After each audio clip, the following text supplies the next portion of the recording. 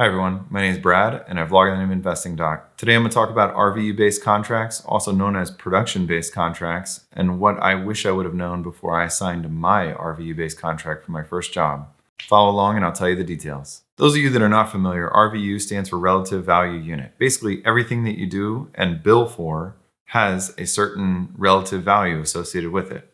And that relative value has a conversion factor that then is translated into a dollar amount. It's complicated on how it all works, but you can read more about RVUs on my website. The idea about RVUs is basically you get paid based on how many patients you see and how difficult those patients are. The sicker the patient, the higher you could potentially bill for. The more procedures you do, the higher you can bill for, and theoretically, the more money you make. But there's something I wish I would have known before signing my first contract that really screwed me in the beginning, and I went into it being very naive. The first thing you need to look for when you're signing an RVU-based contract is know that you're not going to get paid probably anything unless they have a flat salary and then a certain production numbers that you have to hit, and then you'll get your RVU bonuses after that. For example, your group may say anything after 5,000 RVUs, you're going to get paid $40 per RVU that you make. That's the caveat though, is the RVU factor, is that RVUs billed or is that RVUs received? The other thing to ask with a production-based system is how long is it going to be until you receive payment for that RVU?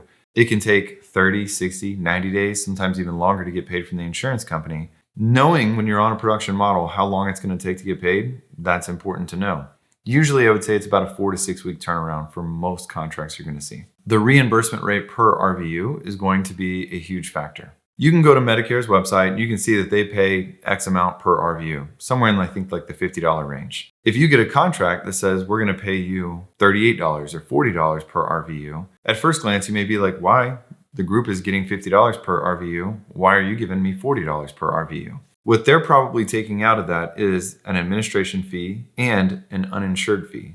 You need to figure out, are you getting paid for those RVUs for uninsured patients? And how big of the population that you're going to see is uninsured or Medicaid that's basically either not going to pay you or pay you pretty much nothing. In the city that I'm in, it can be quite dramatic. In one hospital on the south side, the uninsured rate is about a third of all patients that we were seeing. When I rotated at the north hospital, it was only about 5% of patients that we were seeing were uninsured. Knowing the uninsured rate of where you're going to be working, huge if you're on a production-based contract. The one thing I wish I would have argued for in my very first contract with RVU-based is I had nothing about a tiered model on how I was getting paid. I'm internal medicine. The average hospitalist bills for, let's say, 5,000 or 6,000 RVUs per year. Well, I wanted to pay off all my loans, so I started picking up a lot of extra shifts. And that first year, I billed for about 10,000 RVUs that year. Massive, because I was working twice as hard as the average hospitalist in my group. Even though the overhead of the group and my salary, meaning malpractice, the rent for the administration cost that is there for the CEO, the billers, whatever it may be,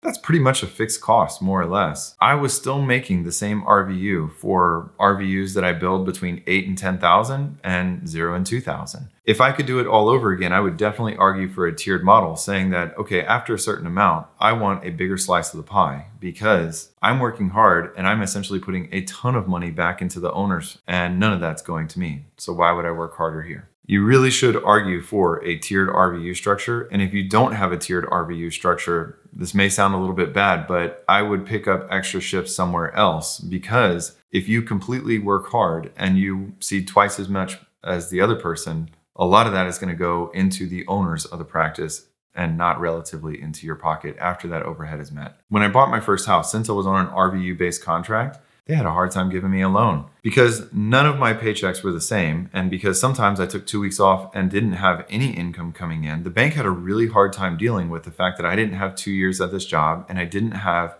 stable income. They were finally able to get it all approved. My first mortgage, actually, I went through Bank of America, the doctor program there. It ended up being very easy. However, some of the other banks gave me a very hard time, Wells Fargo, and they did not like that I was based on production and didn't have a guaranteed salary. If you go into a production-based model, if your documentation is poor, your billing is going to suffer because pretty much every group gets audited randomly. It's a fact. Every quarter, United Healthcare, Cigna, they ask for about usually 10 records for us to send them. Fine, we send them the 10 records. I would say 99% of the time, we never hear back from them again because all of our documentation is perfect. However, occasionally, maybe once or twice a year, we do hear back from them stating, hey, this level 5 that you billed for, the most that you could bill for the most complex patient, that actually documentation didn't meet that criteria. We're bumping it down to a level 4, and you owe us the delta, the difference between that level 5 and level 4. It's called a recoupment. It's extremely popular. And if you start having billing issues, meaning that if they're doing these random audits and you're above a standard deviation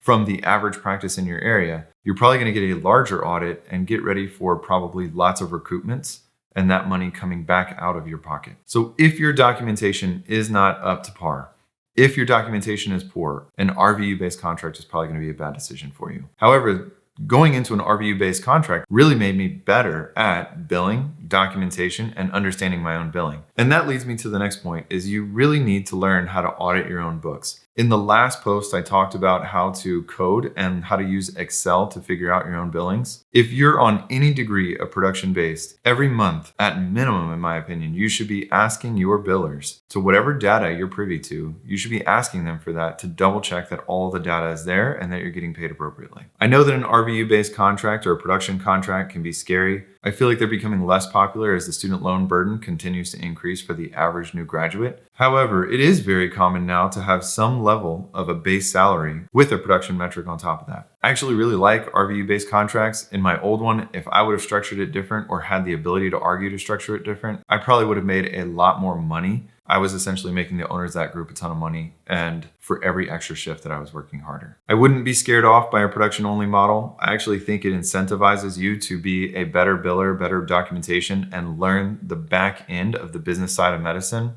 but to each their own. All right, that's my thoughts on the RVU-based contract. Hope y'all have a good day. See y'all next week.